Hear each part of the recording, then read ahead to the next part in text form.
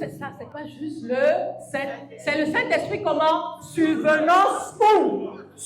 Voilà. Non, tu te dis sur toi. Le Saint-Esprit survenant où? Ah ah. Et vous serez quoi?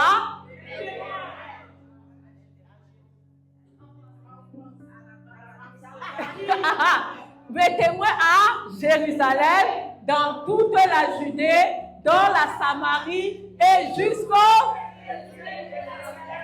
Donc ça veut dire que quand Jésus est parti, il nous a laissé quoi? Une mission. Et si je devais même résumer cette mission, je dirais qu'il y a encore un poste à pourvoir dans l'économie du royaume. Et ce poste-là, c'est quoi? Témoin de Jésus. C'est ça l'intitulé du poste. Et ça nous concerne tous, ça ne concerne pas que les pasteurs, ça concerne chacun d'entre nous. C'est pour ça que je dis, il y a un poste à pourvoir, témoin de Jésus. Et l'employeur, c'est qui? C'est Jésus. C'est l'employeur. S'il a été crucifié, il a fait tout, on connaît toute sa vie. Il a donné sa vie pour nous, justement, pour que nous puissions être des vaillants témoins de ce qu'il est, en fait. C'est lui notre employeur. Un employeur vraiment qui a déjà tout fait. Il a déjà tout sacrifié, en fait. Et voilà, et le lieu de mission, c'est où? C'est où? Jérusalem, dans toute la Judée, dans la Samarie et jusqu'aux extrémités de la terre. Donc Jérusalem, là, comme lui, il était même à Jérusalem, donc ça veut dire que c'est ta maison. N'est-ce pas? On lit ensemble, non? C'est ça. C'est-à-dire, c'est vraiment ta maison d'abord. Donc ton lieu de mission, c'est d'abord Jérusalem. Donc Jérusalem, c'est quoi? Ta maison.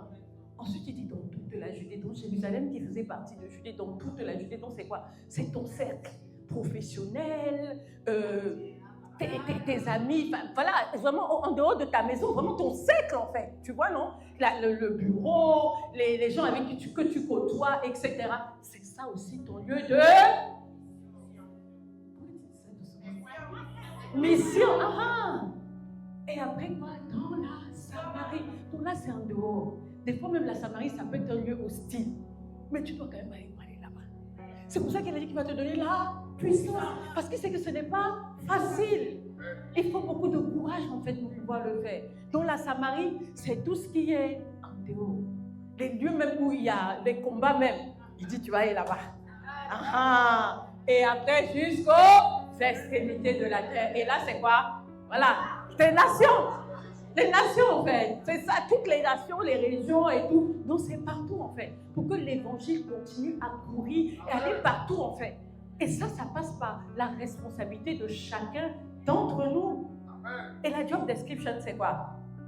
Les responsabilités de cette... C'est un poste, non? On a dit que c'est un poste à pouvoir. Donc, on est en train de définir justement les caractéristiques du poste. On a dit que le nom de l'employeur, c'était Jésus. Que le titre du poste était témoin de Jésus. Ensuite, on a parlé maintenant du lieu du poste, en fait, là où tu vas aller travailler. Et donc, c'est ça qu'on est en train de dire. Donc, maintenant, on dit, voilà, une fois qu'on a dit ça, maintenant, qu'est-ce qu'on attend de nous? Qu'est-ce qu'il attend de nous?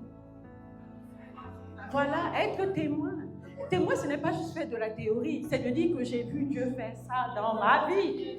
C'est pour ça qu'on doit tous se battre pour avoir des témoignages, en fait. Parce que c'est le témoignage. Il dit témoin, il a dit témoin. Donc un témoin, c'est celui qui a vu. En anglais, on dit witness. Tu as vu, tu parles en fait de ce que tu as vu.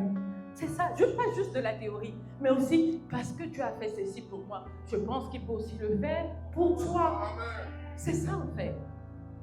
Et maintenant, qu'est-ce qu'il nous a donné comme outil de travail? Le Saint-Esprit, Maman Charlotte. Le Saint-Esprit, c'est ça, c'est notre outil de travail. Et quelles sont les compétences qui sont requises? Avant même la puissance, la foi. Merci, ma frère. Une fois c'était Jésus, voilà, la foi, faut lire sa parole. Comme tu vas l'évangéliser, comment si tu connais pas la Bible, en fait? Non, mais c'est vrai.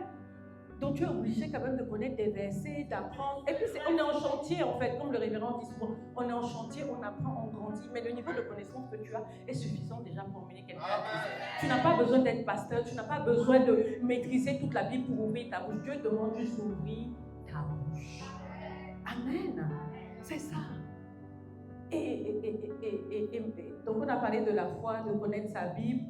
Et puis aussi, l'envie en fait. Oui, la volonté. Il faut se lever et se dire que non, j'y vais, quoi. Et là, tu sens, tu pries en langue, ok, ici, là, tu sens qu'il y a une opportunité. Il faut être toujours à l'aide. Comment je peux lancer une phrase. Des fois, tu lances une phrase, une semence, mais ça prend même peut-être quelques semaines après. Des fois, ça prend tout de suite, mais tu as quand même lancé une semence en fait. Et donc, c'est important qu'on ait des temps comme ceci pour nous rappeler qu'en fait, on n'est pas ici pour attendre que le ciel, d'aller au ciel en fait, comme notre Père spirituel dit souvent. On est là parce qu'il y a d'abord une mission. Et la première mission même, c'est ça, être témoin de Jésus. Même dans ton travail, quand tu es témoin, quand tu arrives à l'heure, quand tu rentres ton travail dans les délais, tu es en train de témoigner de Jésus. Parce qu'on sait que non, ça c'est un enfant de Dieu. Quand tu intègres, tu es en train de témoigner de Jésus. Et ton lieu de travail, c'est la Judée. Oui, c'est la Judée. Donc c'est important aussi. Il y a des façons de faire et de contourner. C'est vrai que ici, là, on te dit oui, il ne faut pas parler ceci. Mais dans ta façon de te comporter, les gens vont te demander que non, toi, tu es différent. Tu as envie de savoir quel est ton secret. Les gens te demanderont toujours. Et ça, c'est une bonne opportunité pour évangéliser et parler de Dieu. De ce Dieu-là qui t'a fait du bien. Par ton caractère. Amen. Le caractère, ça c'est très très bien. Moi, Mireille, le caractère c'est la base, c'est la clé en fait. Parce que le caractère justement va rendre témoignage de qui nous sommes. Mais si tu es là, tu parles de Dieu, tu as un mauvais caractère. C'est pour ça que Dieu, avant de t'utiliser, va d'abord travailler ton caractère. Dieu ne peut pas t'exposer à un certain niveau s'il n'a pas travaillé en toi. Tout ce que Dieu va vouloir faire à l'extérieur de toi, il va d'abord commencer en toi. Le premier travail de transformation, c'est la transformation intérieure. Donc, on va lever notre main, on va prier ce matin. Tu vas dire, Seigneur, je veux le courage d'annoncer ta parole. Je ne veux pas avoir tout ce qui est honte de l'évangile. Vraiment, tu t'affranchis de ça. Je refuse d'avoir honte de l'évangile. Là où tu m'as placé, dans la Judée, dans la Samarie, à Jérusalem, jusqu'aux extrémités de la terre, partout où tu m'enverras, je veux annoncer ta parole. Demande cela au Seigneur ce matin. Père, au nom suprême de Jésus-Christ de Nazareth, Seigneur, nous maudissons maintenant toute